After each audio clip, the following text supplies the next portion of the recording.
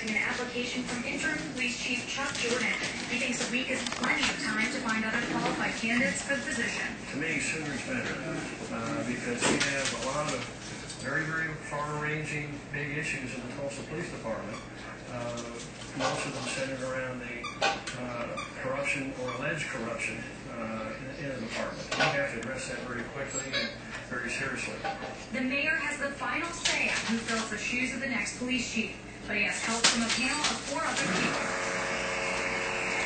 The Fraternal Order of Police is keeping its eye on the process. We would like to see someone that is community-oriented, someone that's going to come in and have a vision for the way they'd like to police the department. That will employee of the mayor like in the past.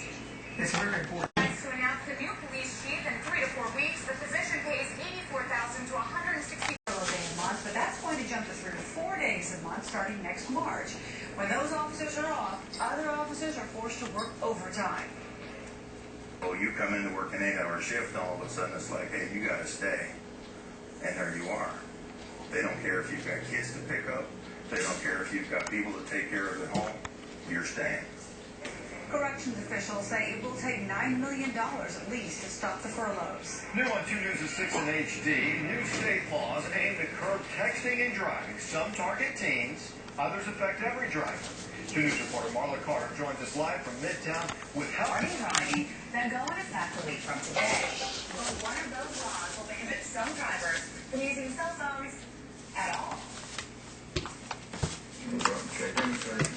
UniNash has been teaching driver's ed for 14 years. And like teaching school, many of the lessons have stayed the same. That's called covering the break. That's being defensive. Very good. The new technology has added another course.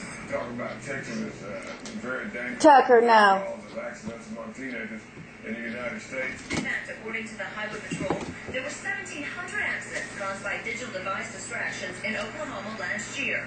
More than half of those involved teens or young adults. In a week, teens working to get their graduated license will see a big change. After November 1st, they are not allowed to use a phone, whether talking on it or texting on it, unless it is an emergency situation. What happens if an officer mistakes a young driver that has a license with someone who is still on the graduated license system? They may just get pulled over. If you're not doing something to draw our attention to you, that you won't get stopped. But if you're driving down the road, you're doing this, and you're not really paying attention, and you're like, you know, that looks like a fairly young driver, chances are, yes, you could get stopped. And if you do get pulled over for inattentive driving, that's now a state law too. If you are an adult, you're texting on the phone and you're not paying attention, that would fall under that.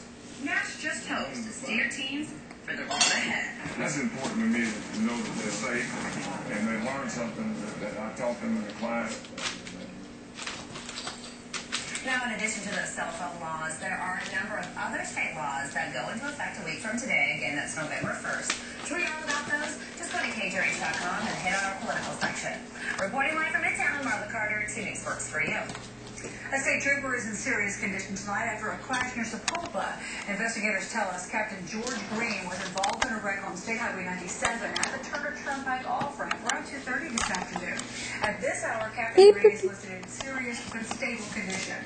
A Highway Patrol spokesman says the 56-year-old has been a trooper for 31 years. Federal officials will be in Tulsa to see the state's largest stimulus-funded road project. What did you do? What did you do? Good girl. Nonprofits will have to apply, and it's not certain how much money they'll receive from the $11.6 million available. 7 other cities are also competing. We know that we can break the cycle of poverty if we can get to more people just through programs like this. The funds are supposed to be awarded before the end of the year. Now, 2 works for you weather's first forecast. Good girl. It's the wind, though, that everybody is talking. Gusts are up to 35, but we've seen gusts over 40 today. You can see 35.